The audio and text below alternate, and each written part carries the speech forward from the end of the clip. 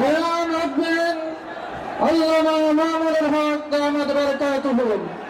আমি হযরতকে তার মূল্যবান বয়ান পেশ করার জন্য সবিনয় অনুরোধ করছি।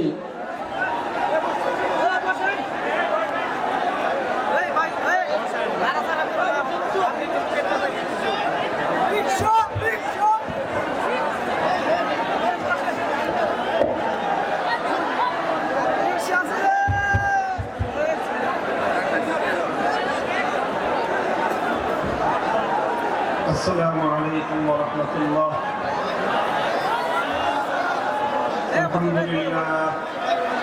الحمد لله نحمده ونستعينه ونستغفره ونؤمن به ونتوكل عليه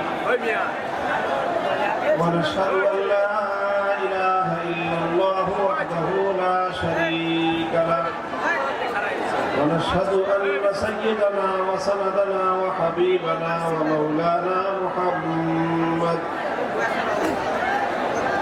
صلى الله تعالى عليه وعلى آله وأصحابه وبارك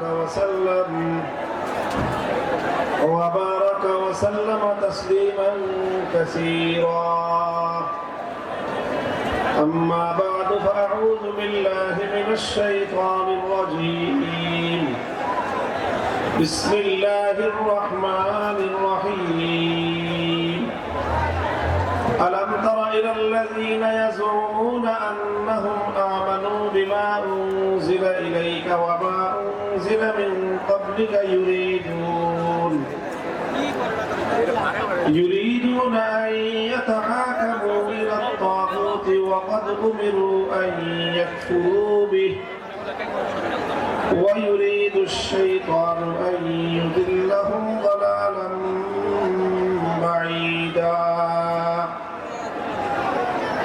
بارك الله لنا ولكم في القرآن العظيم ونفعنا وإياكم بالآيات والذكر الحكيم.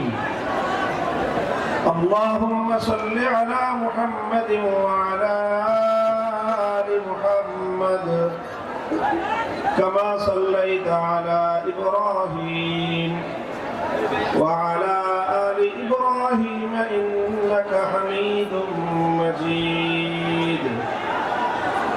اللهم بارك على محمد وعلى آل محمد كما باركت على إبراهيم وعلى آل إبراهيم إنك حميد مجيد.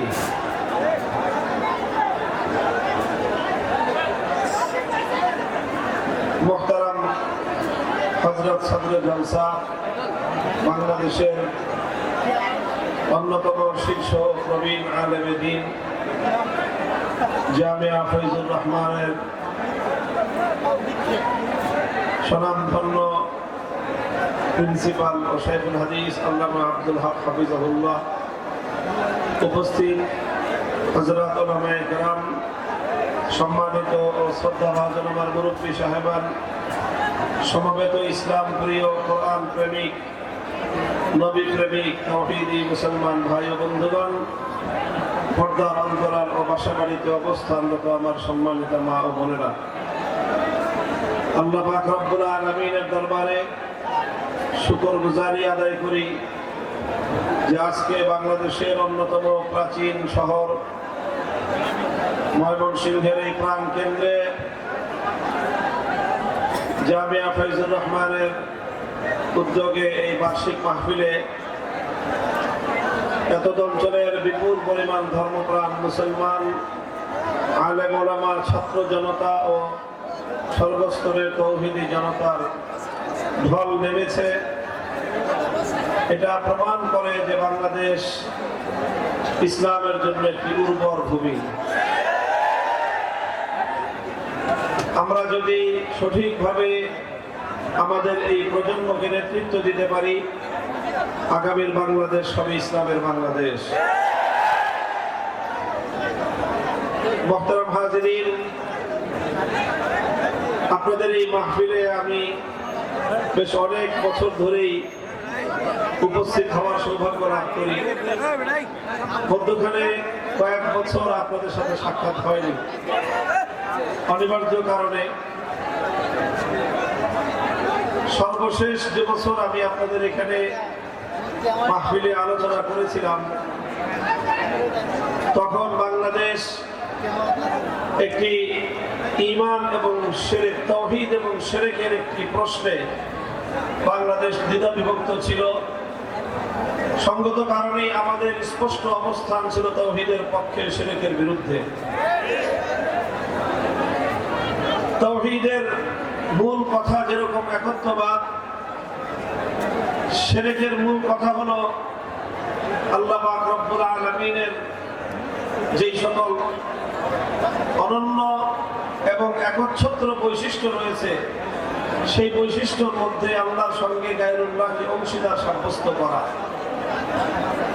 সেই শিরকের পৃথিবীতে সবচেয়ে বড় প্রতীক হলো মূর্তি। পৃথিবীতে শিরকের সবচেয়ে বড় প্রতীক, আইকন হলো মূর্তি। মূর্তি সেটা যে নামেই হোক, মূর্তির মাধ্যমেই পৃথিবীতে শিরকের সূচনা। মূর্তি থেকেই এই পৃথিবীতে মানুষ শিরকের দিকে ধাবিত হয়েছে। এটা কোনো সাধারণ মানুষের কথা নয়, বরং এটা স্বয়ং আল্লাহ রাসূল সাল্লাল্লাহু আলাইহি ওয়াসাল্লামের হাদিসের ঘোষণা। এই জন্য কোনো একত্ববাদী, কোনো মুমিন, কোনো তাওহীদপন্থী মানুষ কখনো মূর্তির পক্ষ অবলম্বন করতে পারে না। এবং প্রত্যেকটা তাওহীদবাদী ঈমানদারের অবস্থান স্পষ্টভাবে মূর্তির বিপক্ষে হতে হবে। মূর্তির এই বিতর্কের সময়ে আপনাদের এই মঞ্চেই আমি বাংলাদেশে যার নেতৃত্বে মূর্তি সংস্কৃতি বাস্তবায়নের অপচেষ্টা করা হয়েছিল, তাকে সতর্কবাণী উচ্চারণ করেছিলাম। সেই সতর্কবার্তা এটা তাদেরকে বলেছিলাম কল্যাণকামিতার দৃষ্টিতে, কিন্তু তারা বিষয়টাকে ভালো চোখে না নিয়ে তারা সতর্ক হবে তো দূরের কথা, তারা শিরকের পথে অটল থেকে একত্ববাদের কথা বলার অপরাধে, মূর্তির বিরুদ্ধাচরণ করার অপরাধে আমাদের বিরুদ্ধে ঘৃণ্য ষড়যন্ত্রে লিপ্ত হয়েছিল। 4 বছর পরে আজকে কথা বলতে আমাদের কোনো দ্বিধা নেই যে আমরা এর চেয়ে কঠিন পরিস্থিতি হলেও আলহামদুলিল্লাহ কখনোই মূর্তির বিরুদ্ধে আমাদের কণ্ঠে কথা বলতে আমরা দ্বিধা করব না। আল্লাহ পাক রব্বুল আলামিন আমাদের সামান্য কথা এবং সামান্য একটু ত্যাগ আর কোরবানের বদৌলতে আল্লাহ পাক রব্বুল আলামিন অনেক বড় বিজয় দিয়েছেন, যে 1 ঘন্টার ব্যবধানে গোটা বাংলাদেশ মূর্তির অপবিত্রতা থেকে মুক্ত হয়েছে। আমি আপনাদের সামনে এই গভীর রজনীতে সুদীর্ঘ আলোচনা করব না। আপনারা জানেন আমার আলোচনার বিষয়বস্তু সাধারণত চলমান কিছু বিষয় হয়ে থাকে, যে বিষয়গুলোর সাথে সমাজ, রাষ্ট্র, রাজনীতি, আন্তর্জাতিক চলমান প্রেক্ষাপটের একটা প্রেক্ষাপট এবং সেই বিষয়গুলোর আলোচনা থাকে আমার আলোচ্য বিষয়। এগুলো আমরা কেন বলি? যদিও আমাদের এই কথা অনেকের কাছে ভালো লাগে না। অনেকে মনে করে আলেম ওলামারা শুধুমাত্র মাসআলা মাসাইল নিয়ে আলোচনা করবে, আলেম ওলামারা শুধু ধর্মের ইবাদত বিষয়ে কথা বলবে, ইসলামের ইবাদত, নামাজ, রোজা, হজ, যাকাত, পর্দা, পুশিদা, পিতামাতার হক, জাহান্নামের আযাবের ভয়, জান্নাতের আশাবাদের কথা, কবরের কথা, এই সমস্ত কথার মধ্যে আলেমদের আলোচনা সীমাবদ্ধ থাকবে। এটা আমাদের সমাজের এক শ্রেণীর মানুষের বদ্ধমূল ধারণা। তারা আলেমদের কাছ থেকে সমাজের অসঙ্গতি নিয়ে কথা শুনতে চায় না। তারা উলামায়ে কেরামের কাছ থেকে রাজনীতির অঙ্গনে নানা ধরনের কুসংস্কারের বিরুদ্ধে আলেমদের প্রতিবাদী কণ্ঠের আওয়াজ তারা শুনতে অভ্যস্ত নয়। কিন্তু উলামায়ে কেরামকে মনে রাখতে হবে যে আলেম সমাজ, সমাজের প্রত্যেকটি অসঙ্গতি নিয়ে কথা বলতে আল্লাহর পক্ষ থেকে আদিষ্ট হয়েছেন। আলেম সমাজ আল্লাহর পয়গম্বরের পক্ষ থেকে জাতির প্রতিটি বিচ্যুতির ব্যাপারে জাতিকে সতর্ক করে সঠিক পথ নির্দেশনা দেওয়ার জন্য আদিষ্ট হয়েছেন। সুতরাং আমাদের স্পষ্ট ঘোষণা, এই জাহিলি সমাজ ব্যবস্থা আমাদের কাছ থেকে যাই শুনতে পছন্দ করুক আর যাই শুনতে অপছন্দ করুক, আমরা আল্লাহর কোরআনের দৃষ্টিতে, আল্লাহর পয়গম্বরের সুন্নাহর আলোকে সমাজ, রাষ্ট্র, রাজনীতির প্রতিটি অসঙ্গতি নিয়ে কথা বলবো, কথা বলতে থাকবো। আমাদের কথা যদি কারো ভালো লাগে তবুও বলবো, আমাদের কথা যদি কারো অপছন্দ হয় তবুও বলবো, আমাদের কথায় যদি কারো গাত্রদাহ হয় সে জ্বলতে পুড়তে জ্বলে পুড়ে সরকার হতে পারে। ইনশাআল্লাহ আলেম সমাজের কণ্ঠ হকের কথা বলতে কখনোই স্তম্ভিত হবে না।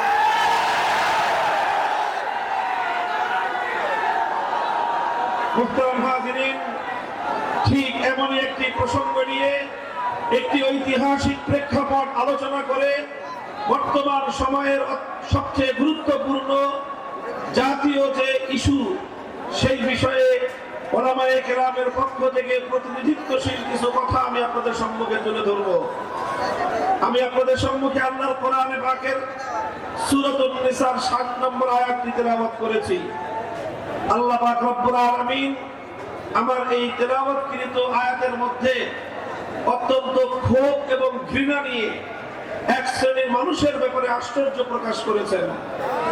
আল্লাহ বলেছেন, আলাম তারা ইলাল্লাযীনা ইয়াজউমুনা আন্নাহুম আমানু বিমা উনজিলা ইলাইকা ওয়া মা উনজিলা মিন ক্বাবলিক ইউরিদুনা আন ইয়াতাহাকামু ইলাত তাগুতি ওয়া ক্বাদ উমিরু আন ইয়াকফুরু বিহি ওয়া ইউরিদু আশ-শাইতানু আন ইউদিল্লাহুম দালালাম বাঈদা।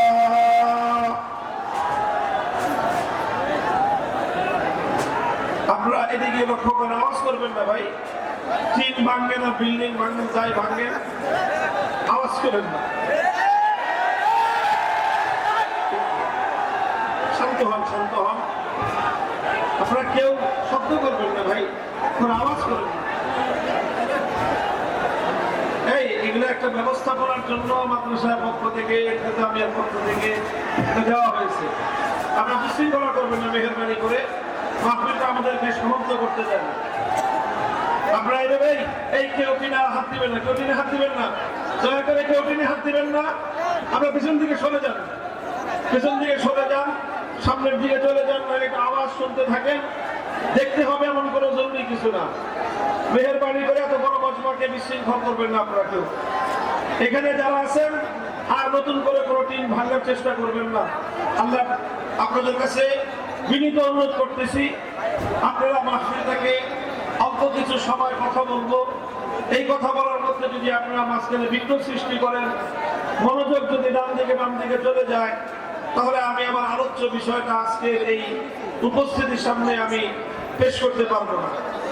এই জন্য আমি এই ডান দিকে যারা আছেন আর বাম দিকে যারা আছেন টিনের বাইরে, আপনাদের কাছে আমি বিশেষভাবে অনুরোধ করতেছি যে আপনারা কোনো আওয়াজ করবেন না, আপনারা কোনো আওয়াজ করবেন না, ইনশাআল্লাহ, ঠিক আছে তো? যাই করেন ধাক্কাধাক্কি, যাই করেন আওয়াজ করেন না। মুহতারাম হাজিরিন, আয়াতের মধ্যে আল্লাহ পাক রব্বুল ইজ্জত বলতেছেন, অত্যন্ত ক্ষোভ এবং ঘৃণা নিয়ে আল্লাহ প্রশ্ন ছুড়ে দিয়েছেন যে তোমরা কি লক্ষ্য করো না যে কিছু মানুষ আছে এমন যারা নিজেদেরকে ইমানদার বলে দাবি করে, ইয়াজউমুনা আন্নাহুম আমানু, তারা দাবি করে তারা ইমানদার, অথচ ইমানদার হিসেবে নিজেদেরকে দাবি করার পরেও ইউরিদুনা আন ইয়াতাহাকামু ইলা তাগুত, তারা তাগুতের কাছে বিচার চাইতে যায়, তারা তাগুতের কাছে ফয়সালা চাইতে যায়, তারা তাগুতকে বিচারক এবং তাগুতকে তারা শাসক হিসেবে মেনে নেয়। আল্লাহর কোরআন বলতে চায় যে যে ব্যক্তি নিজেকে ইমানদার বলে পরিচয় দিবে সে কশ্চিনকালেও কোনো তাগুতকে মেনে নিতে পারে না। আর যারা তাগুতকে বিশ্বাস করবে তারা কোনোদিন ইমানদার হতে পারে না। আলো আর অন্ধকার যেমন একত্রিত হতে পারে না, সাদা আর কালো যেমন একাকার হতে পারে না, ঠিক তদ্রূপ রাত আর দিন যেমন একসঙ্গে এক সময়ে পাওয়া যেতে পারে না, ঠিক একইভাবে একই সঙ্গে একজন মানুষ ইমানদার এবং তাগুতে বিশ্বাসী হতে পারে না। যারা ইমানদার হয় তারা তাগুতকে অস্বীকারী হয়, যারা তাগুতকে বিশ্বাস করে তারা কশ্চিনকালেও ইমানদার হতে পারে না। বড় আশ্চর্যের বিষয়, বড় দুঃখজনক এবং মর্মান্তিক বিষয় হলো এই, আজ মুসলিম সমাজের মধ্যে শত শত নয়, হাজার এবং লক্ষ নয়, কোটি কোটি মুসলমান এমন রয়েছে যারা নিজেদেরকে ইমানদার বলে পরিচয় দেয়, অথচ তারা তাগুতকে বিশ্বাস করে। তারা তাগুতে বিশ্বাসী হওয়ার কারণে তারা নিজেদেরকে যতই ইমানদার পরিচয় দিক, তাদের আইডেন্টি কার্ডে, তাদের পরিচয় পত্রে যতই ধর্ম হিসেবে মুসলিম লেখা থাকুক, তাদের নাম যতই আব্দুল সালাম, আব্দুল মুমিন এই নাম থাকুক, যখনই তারা তাগুতের উপর বিশ্বাস স্থাপনকারী হবে তখন তারা ইমানদার এবং মুসলিম হতে পারে না। এটা হলো অত্যন্ত গুরুত্বপূর্ণ একটা বিষয়। সমাজের অসংখ্য অগণিত মানুষ এই তাগুতে বিশ্বাস থাকার কারণে তারা নিজেদেরকে মূর্খতাবশত, অজ্ঞতাবশত নিজেদেরকে ইমানদার বলে মনে করে, অথচ কোরআন এবং হাদিসের ফয়সালায় তারা স্পষ্টভাবে মুশরিক এবং তারা কাফের ও বেঈমান। এই জন্য আমি আমার আলোচনার সুবিধার্থে লম্বা আলোচনা করব না, আমি বলতেছি আপনারা মেহেরবানি করে আওয়াজ করবেন না। আমার আলোচনার সুবিধার্থে আমি প্রথমে আপনাদের কাছে তাগুতের পরিচয় তুলে ধরতেছি। তাগুত কাকে বলা হয়? তাগুত কাকে বলা হয় লক্ষ্য করেন, কোরআনে পাকের অনেকগুলো আয়াতের মধ্যে আল্লাহ পাক রব্বুল আলামিন তাগুত শব্দটি প্রয়োগ করেছেন। ফাতাবায়ানা আর-রুশদু মিনাল গাই ফামান ইয়াকফুর বিত-তাগুতি ওয়া ইউমিন বিল্লাহি ফাকাদ ইসতামসাকা বিল উরওয়া। আল্লাহ বলেছেন যে তাগুতকে অস্বীকার করবে আর আল্লাহর উপর ঈমান আনবে, সে একটা শক্ত মজবুত হাতলকে ধারণ করলো। অন্য আয়াতে আমার আল্লাহ বলেছেন الذين آمنوا يقاتلون في سبيل الله والذين كفروا يقاتلون في سبيل الطاغوت। যারা ঈমানদার তারা লড়াই করে কার পথে? চিৎকার করে বলেন, যারা ঈমানদার তারা লড়াই করে কার পথে? والذين كفروا يقاتلون في سبيل الطاغوت। আর যারা কাফের এবং বেঈমান তারা লড়াই করে, সংগ্রাম করে, চেষ্টা করে তাগুতের পথে। অর্থাৎ সব জায়গায় আল্লাহর কোরআন ঈমান বিল্লাহকে এবং তাগুতকে কম্পিটিটিভ অর্থাৎ একটি প্রতিদ্বন্দ্বিতামূলক শব্দ হিসেবে আল্লাহ প্রয়োগ করেছেন। আল্লাহর প্রতিপক্ষ হলো তাগুত, তাগুতের প্রতিপক্ষই হলেন আমার আল্লাহ। সুতরাং দুই প্রতিপক্ষকে যেমন একসঙ্গে কেউ খুশি করতে পারে না, তদ্রূপ যদি কেউ তাগুতকে খুশি করতে চায় কশ্চিনকালেও আল্লাহকে খুশি করতে পারবে না। যারা আল্লাহকে খুশি করতে চাইবে, যারা আল্লাহ সন্তুষ্টি হাসিল করতে চাইবে, যারা আল্লাহকে রাজি করতে চাইবে, তারা কশ্চিনকালেও তাগুতকে রাজি করতে পারবে না। কাজেই এই যে দ্বিমুখী একটা চরিত্র মানুষের মধ্যে আছে, যে আল্লাহ ভি রাজি রহে শয়তান ভি নারাজ না হো, আল্লাহ সন্তুষ্ট থাকুক শয়তানও যেন বেজার না হয়, এই ধরনের ধোঁকাবাজি আর মুনাফিকি নীতি পরিহার করতে হবে। আর এই মুনাফিকি নীতি মুসলমানদের মধ্যে সবচেয়ে বেশি প্রবিষ্ট আছে। মুসলিম জাতি এবং সমাজের মধ্যে সবচেয়ে বেশি মুনাফিকি নীতি কার্যকর আছে হলো মুসলমানরা তাগুতের পরিচয় জানে না। এই জন্য খুব সংক্ষিপ্ত ভাবে আমি আপনাদের সামনে তাগুতের পরিচয় তুলে ধরছি। আমি বলছি কোরআনে পাকের অনেকগুলো আয়াতের মধ্যে আল্লাহ পাক রব্বুল আলামিন তাগুতকে আল্লাহর প্রতিপক্ষ হিসেবে সাব্যস্ত করেছেন। এই জন্য কাদিমান ওয়া হাদিসান সাহাবায়ে কেরামের যুগ থেকে আজ পর্যন্ত যারাই পবিত্র কোরআন নিয়ে আলোচনা করেছেন, তাফসীর করেছেন, তারা সকলেই অত্যন্ত গুরুত্বের সঙ্গে তাগুতের পরিচয় তুলে ধরেছেন এবং সেই সবগুলো কথা একত্রিত করলে তার সারাংশ যেটা দাঁড়ায় সেটা হলো তাগুতের পরিচয় বলা হয় তাগুত ওই গায়রুল্লাহকে বলা হয়। গায়রুল্লাহ মানে হলো আল্লাহ ভিন্ন পৃথিবীতে যা আছে সবই কি বলেন? আপনার কথা বুঝতেছেন আমার? না শুধু স্লোগান দেওয়ার তালে আছেন? আরে ভাই স্লোগান তো দিতে হবে, আগে কথাটা বুঝে তারপরে শোনা সেই কথার উপর স্লোগান আসবে। এই না বুঝে না শুনে স্লোগান দেওয়ার এই প্রবণতা এটা আমি একেবারেই পছন্দ করি না। স্লোগান দিতে হবে, শুধু স্লোগান কেন, লড়তে হবে, মারতে হবে এবং মরতে হবে, শাহাদাতের রক্ত দিতে হবে, জীবন দিতে হবে, বিপ্লবের পথে আল্লাহর জমিনকে রক্তে রঞ্জিত করে শাহাদাতের সিঁড়িতে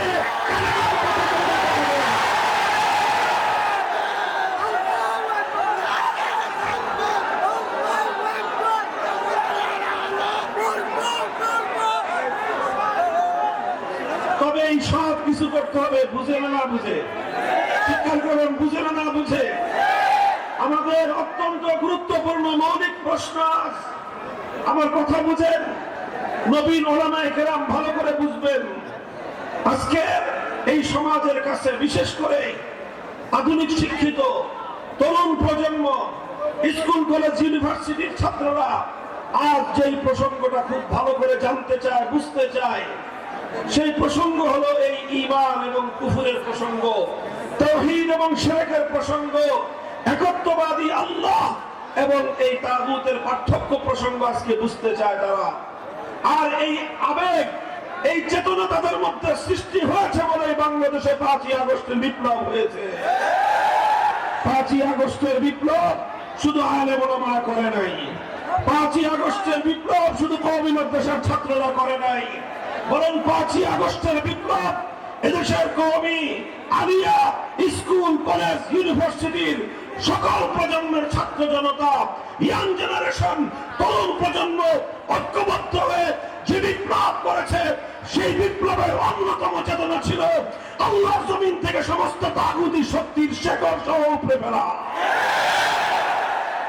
কাজেই এটা গুরুত্বপূর্ণ প্রসঙ্গ, এটা বুঝতে হবে আমাদেরকে, ছাত্র জনতাকে বুঝতে হবে, তরুণ আলেমদেরকে বুঝতে হবে, জাতির কাছে এই মেসেজ পৌঁছে দিতে হবে। আমি বলছি তাগুতের পরিচয়, ডেফিনিশন, সংজ্ঞা বলছি তাগুত কাকে বলা হয়। খুব সহজ ভাষায় বলতে গেলে আমি বলছিলাম গায়রুল্লাহ বুঝেন? বলেন সকলে জবাব দেন, গায়রুল্লাহ বুঝেন? গায়রুল্লাহ মানে কি? আল্লাহ ছাড়া। গায়রুল্লাহ মানে এই পৃথিবীতে আল্লাহ ছাড়া যা আছে সবই আল্লাহ ছাড়া, কায়নাতের মধ্যে যা আছে সব কি গায়রুল্লাহ। তো কোন গায়রুল্লাহকে যদি আল্লাহর আসনে বসানো হয়, সেই গায়রুল্লাহকে বলা হয় তাগুত। যেই গায়রুল্লাহকে আল্লাহর আসনে বসানো হবে, সেই গায়রুল্লাহ কি তাগুত। যে গায়রুল্লাহ নিজে অথবা অন্য কেউ তাকে আল্লাহর আসনে বসানোর পর সে তার প্রতি সম্মত থাকবে, সেই গায়রুল্লাহকেই তাগুত বলা হবে। আরো সহজ ভাষায় যদি বলি, আমার আল্লাহ পাক রব্বুল আলামিনের কিছু বৈশিষ্ট্য আছে যেটা আল্লাহর জন্য নির্ধারিত, যে বৈশিষ্ট্য আল্লাহ ছাড়া অন্য কারো জন্য বৈধ নয়, এমন কিছু বৈশিষ্ট্য আল্লাহর রয়েছে। আল্লাহর সেই বৈশিষ্ট্যগুলো যদি কোন গায়রুল্লাহর জন্য সাব্যস্ত করা হয়, তখনই সেই গায়রুল্লাহ তাগুতে পরিণত হয়। যেরকম সহজ দৃষ্টান্ত দিলে আপনারা বুঝবেন, ইবাদতের একমাত্র মালিক কে? চিৎকার করবেন, একেবারে মাহফিলের শেষ পর্যন্ত বলবেন, ইবাদতের একমাত্র মালিক কে? ইবাদতের একমাত্র উপযুক্ত কে? এখন যে ইবাদত একমাত্র আল্লাহর প্রাপ্য, সেই ইবাদত যদি আল্লাহ ছাড়া কোনো গায়রুল্লাহকে দেওয়া হয়, তাহলে সেই গায়রুল্লাহকেই বলা হয় তাগুত। যেমন ইবাদত কেউ যদি আল্লাহকে না করে লাত, মানাত, উজ্জা, হুবাল এই সমস্ত দেব দেবতাকে ইবাদত করে, তাহলে সেই দেব দেবতাগুলোকেই বলা হয় তাগুত। এটা ছিল সেই যুগের তাগুত। আর আজকের যুগে এই যে দুর্গা, সরস্বতী, কালী নামে যত মূর্তির পূজা মানুষ করে, এই প্রত্যেকটা মূর্তিকে মানুষ আল্লাহর আসনে বসায়। যে ইবাদত এক আল্লাহর উপযুক্ত ছিল, যে ইবাদত একমাত্র আল্লাহর জন্য নির্ধারিত ছিল, সেই ইবাদতকে আল্লাহর জন্য না করে দুর্গার জন্য করলো, কালীর জন্য করলো, সরস্বতীর জন্য করলো, নানা ধরনের মূর্তির জন্য করলো। সুতরাং এই মূর্তিগুলা যখনই মানুষ এই মূর্তির পূজা করে, তখনই এই মূর্তিগুলো তাগুতে পরিণত হয়। এটা মানুষ বুঝে, এটা মুসলমানরা বুঝে যে আল্লাহ ছাড়া অন্য কোনো গায়রুল্লাহর পূজা করা যাবে না। কেন? তাহলে একত্ববাদ থাকবে না। ইবাদতের উপযুক্ত একমাত্র কে? আল্লাহ। ইবাদত যেরকম একমাত্র আল্লাহ, আল্লাহ একমাত্র যেরকম ইবাদতের উপযুক্ত, আল্লাহ এই মহাবিশ্বের মধ্যে একমাত্র ইবাদত প্রাপ্য, ঠিক তদ্রূপ ইবাদতের মতো আল্লাহ পাকেরও আল্লাহর আরেকটা অনন্য বৈশিষ্ট্য রয়েছে, যেটা আল্লাহর জন্য নির্ধারিত। সেটা হলো এই কায়নাতের মধ্যে, গোটা সৃষ্টি জগতের মধ্যে চূড়ান্ত ভাবে আনচ্যালেঞ্জেবল, অর্থাৎ যেই বিষয়কে কেউ চ্যালেঞ্জ করতে পারবে না, কেউ যেটাকে প্রশ্ন করতে পারবে না, কেউ যেটাকে বাতিল করতে পারবে না, এইরকম চূড়ান্ত ভাবে এই মহাবিশ্বের মধ্যে বিধান দেওয়ার একমাত্র মালিককে। আল্লাহর কোন বিধানকে দুনিয়ার কোন কর্তৃপক্ষ চ্যালেঞ্জ করার অধিকার রাখে না। আল্লাহর কোন বিধানকে দুনিয়ার কোন ব্যক্তি বা কোন কর্তৃপক্ষ বাতিল করার অধিকার রাখে না। আল্লাহর কোন বিধানের ব্যাপারে দুনিয়ার কোন কর্তৃপক্ষ, দুনিয়ার কোন ব্যক্তি প্রশ্ন করবার অধিকার রাখে না। এই প্রশ্নহীন চূড়ান্ত বিধান দেওয়ার একমাত্র মালিককে, ইবাদতের একমাত্র মালিককে, বিধান দেওয়ার চূড়ান্ত ক্ষমতার মালিক একমাত্র কে?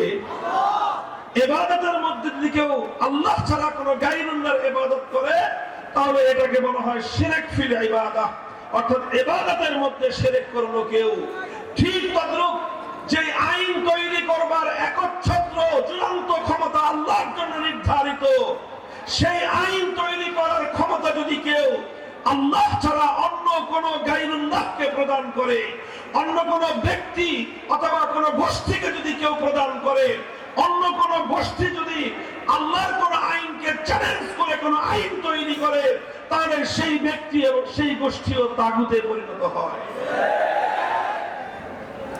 মুহতারাম হাজিরিন, আমরা তাওহীদ ফিল ইবাদাহকে বিশ্বাস করি, কিন্তু তাওহীদ ফিল হাকিমিyyah, আইন তৈরি করার ক্ষেত্রে সার্বভৌম আইন তৈরি করবার ক্ষমতা যে একমাত্র আল্লাহর, এই বিষয়ে লক্ষ কোটি মুসলমান বিভ্রান্তিতে পড়ে থাকবার কারণে তারা স্পষ্ট শিরকে লিপ্ত হয়েও নিজেদেরকে ঈমানদার বলে ভাবে।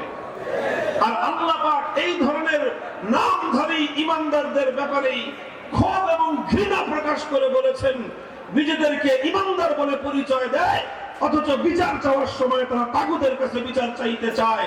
আল্লাহ বলতে চান, যারা তাগুতের কাছে বিচার চাইতে পারে তারা আল্লাহর উপর ঈমানদার হতে পারে না। কতটা বোঝা গেল? তাহলে আল্লাহর জায়গায় যদি কোনো গায়রুল্লাহর ইবাদত করা হয়, সেই গায়রুল্লাহকে কি বলা হয়? যারা বলেন আল্লাহর পরিবর্তে কোনো গায়রুল্লাহর যদি ইবাদত করা হয়, সেই গায়রুল্লাহকে কি বলা হবে? ঠিক তদ্রূপ আল্লাহর জায়গায় আল্লাহর কোন আইন, আল্লাহর কোন বিধানকে যদি কেউ পরিবর্তন করে, আল্লাহর বিধানকে চ্যালেঞ্জ করে, আল্লাহর বিধানকে বাতিল করে, কোন ব্যক্তি, কোন গোষ্ঠী যদি কোন আইন প্রণয়ন করে, সেই ব্যক্তি এবং সেই গোষ্ঠীকে কি বলা হবে? হতে পারে সেই ব্যক্তি কোন রাষ্ট্রের রাষ্ট্রপতি, যে রাষ্ট্রপতি আল্লাহর আইনের বিরুদ্ধে আইন করবে, সেই রাষ্ট্রপতিকে বলা হয় তাগুত। যেই প্রধানমন্ত্রী আল্লাহর কোন আইনকে চ্যালেঞ্জ করবে, সেই প্রধানমন্ত্রীকে বলা হয় তাগুত। যেই মন্ত্রী পরিষদ আল্লাহর আইনের বিরুদ্ধে কোন আইনকে অনুমোদন দিবে, সেই মন্ত্রী পরিষদকে বলা হয় তাগুত। যেই বিচারপতি, যেই বিচারপতি, যেই বিচারালয় আল্লাহর আইনের বিরুদ্ধে কোন আইনকে অনুমোদন দিবে, বৈধতা দিবে, সেই বিচারপতি এবং বিচারালয়কে বলা হবে তাগুত। যেই সংসদ অথবা যেই আইন পরিষদ আল্লাহর আইনের বিরুদ্ধে কোন আইন পাস করবে, গোটা সেই সংসদকেই বলা হয় তাগুত।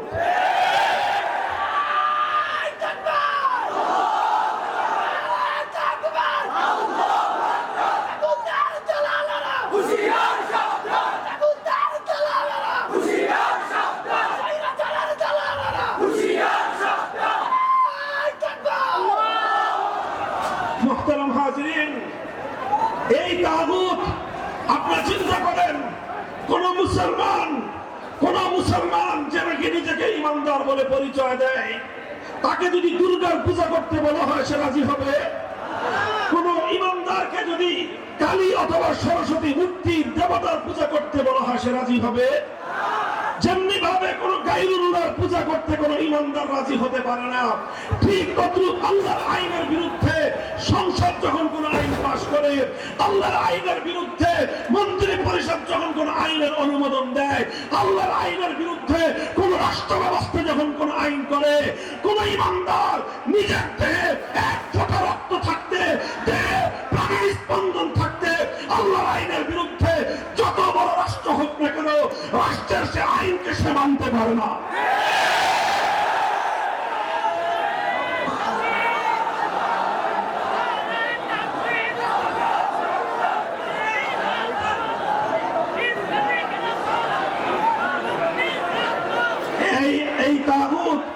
এই তাগুতি ব্যবস্থা তথা আল্লাহর এই পৃথিবীতে, আল্লাহর সৃষ্টি জগতের মধ্যে, আল্লাহর মাখলুকাতের উপর গায়রুল্লাহর আইন চাপিয়ে দেওয়া, এটাই হলো এই পৃথিবীর মানুষের উপর সবচেয়ে বড় জুলুম। লক্ষ্য করে বুঝেন, আল্লাহ মাখলুক সৃষ্টি করলেন কে? এই জমিন সৃষ্টি করলেন কে? এই মানুষ সৃষ্টি করলেন কে? এই মানুষকে লালন পালন করেন কে? এই মানুষের রিজিকের ব্যবস্থা করেন কে? এই মানুষের হায়াত মৌতের মালিক কে? সব কিছু আল্লাহ করেন। এই মানুষের জন্য আল্লাহ পাক আগুন পানি বাতাস সৃষ্টি করেছেন। মানুষ আল্লাহর প্রতি মুহূর্তে আল্লাহর রিজিক খেয়ে বেঁচে থাকে। অথচ আল্লাহর সৃষ্টি এই মানব জাতির উপর যখন কিছু গায়রুল্লাহ নিজেদের বানানো আইন চাপিয়ে দেয়, তারা এই মানুষের উপর কত বড় জুলুম করে, খোদার কসম খেয়ে বলি, তাকাদুস সামাওয়াতু ওয়াল আরদ ইয়াতাফাত্তারু, আসমান এবং জমিন ভেঙে পড়ার চেয়েও আরো ভয়ঙ্কর বিষয় হলো মানব জাতির উপর মানুষের বানানো আইন চাপিয়ে দেওয়া। এই অভিশাপ মুসলমানদের মধ্যে দীর্ঘ একটা সময় পর্যন্ত ছিল না। সাহাবীদের যুগে ছিল না, খেলাফতে রাশেদের যুগে ছিল না, খেলাফতে বনু উমাইয়ার যুগে ছিল না, খেলাফতে বনু আব্বাসিয়ার যুগে কোনোদিনও কোনো মুসলমান একথা কল্পনাও করতে পারত না যে মুসলিম সমাজের মধ্যে গায়রুল্লাহর কোন আইনের দ্বারা সমাজ পরিচালিত হবে। সর্বপ্রথম এই অভিশাপ মুসলিম জাতির উপর চেপে বসলো যখন তাতারিরা মুসলমানদের জাতির উপর, তাতারিরা মুসলিম বিশ্বের উপর হামলে পড়লো। তারা আগ্রাসন শুরু করলো, মুসলমানদের খেলাফত ধ্বংস করে, মুসলমানদের খেলাফতের কেন্দ্রবিন্দু বাগদাদকে ধ্বংস করে তারা মুসলিম বিশ্বের বিপুল জায়গা দখল করে